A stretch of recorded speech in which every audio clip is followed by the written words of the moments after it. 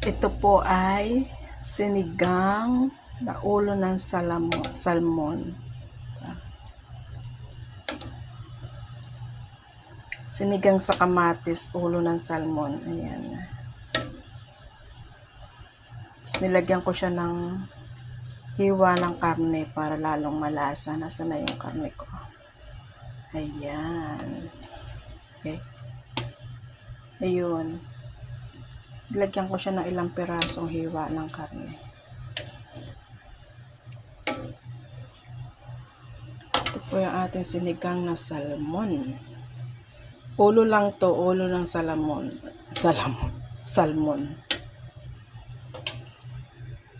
Sarap yan.